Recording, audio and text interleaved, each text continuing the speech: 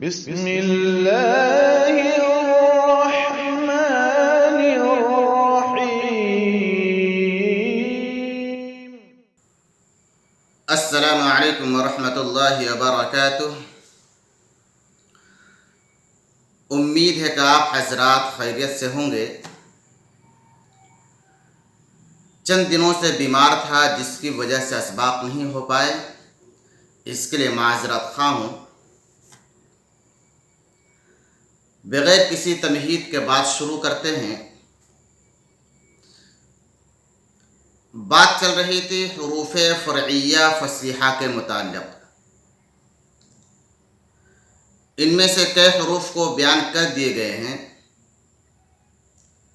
ایک بات ذہن میں رکھیں کہ ابھی جو بیان کیا جا رہا ہے وہ دراصل حروف فرعیہ فصیحہ اور اسے حروف فرعی کیوں کہتے ہیں، صرف اسی کے اوپر فوکس ہے.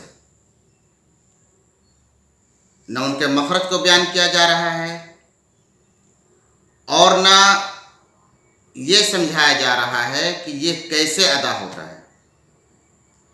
یہاں مقصد صرف حروف فرعیہ فصیحہ کو بیان کرنا ہے.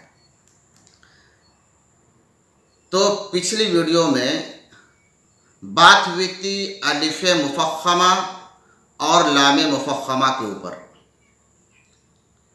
آج سبق ہوگا نون مخفی اور میم مخفی کا. نون مخفی اس کو کہتے ہیں جس کے اندر اخفا کیا جائے. اب اخفا کیسے ادا ہوگا یہ ایک الگ بحث ہے، انشاءاللہ اس پر الگ سے ویڈیو بنائی جائے گی.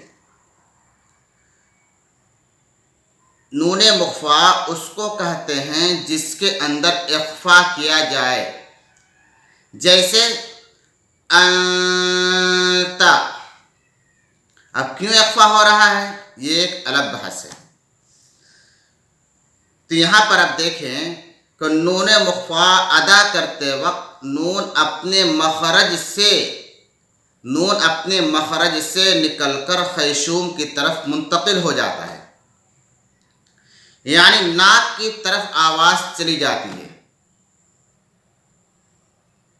یوں کہیں گے کہ نون مخفی ایک ایسا حرف ہے نہ تو مکمل طرف لسان سے اور نہ مکمل خیشوم سے نکلتا ہے. خیشوم ناک کو کہتے ہیں، طرف لسان یعنی زبان کا کنارہ. نون مخفی ان دونوں سے مل کر ادا ہوتا ہے. اور ہم نے تعریف میں پڑھا ہے کہ جو حرف متردد بین المخرجین ہو اس کو حروف فرعی کہتے ہیں. تو نون مخفی دو مخرج سے مل کر بنا، اس وجہ سے نون مخفی کو حروف فرعی میں شمار کریں گے. اب بات کرتے ہیں میم مخفی کی. میم مخفی کی وجہ فرعیت بالکل سیم ہے.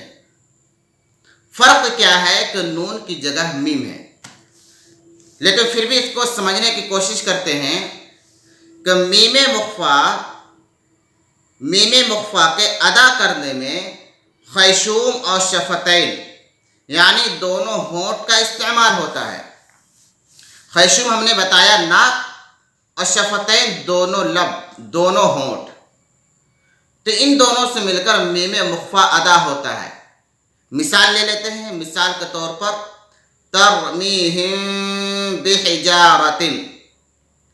ترمیہم میں جو میم ہے یہاں پہ میم مخفی ہوگا، اخفاء شفوی. تو یہاں پر اس حرف کو ادا کرنے میں دو مخرج کو لیے ہیں، اور ہم نے پڑھا ہے کہ جو حرف متردد بین المخرجین ہو اس کو حروف فرعی کہتے ہیں. یا یہ بھی کہہ سکتے ہیں کہ جو حرف دو اصلی حروف سے مل کر بنے اس کو حروف فرعی کہتے ہیں. اسی وجہ سے میم مخفی کو حروف فرعی میں شمار کریں گے. یہ تھی حروف فرعیہ میم مخفی اور نون مخفی کی وجہ فرعیت، اور یہ دونوں کہاں سے ادا ہوتے ہیں، کن کن مخرج سے ادا ہوتے ہیں. آج کا سبق یہی ہے. آپ حضرات سے گزارش ہے کہ آپ اس چینل سے جڑے رہیں. انشاءاللہ تجوید کے تعلق سے پوری تفصیل اس چینل پر بیان کیے جائیں گے. اب ہمیں اجازت دیجیے. السلام علیکم ورحمۃ اللہ وبرکاتہ.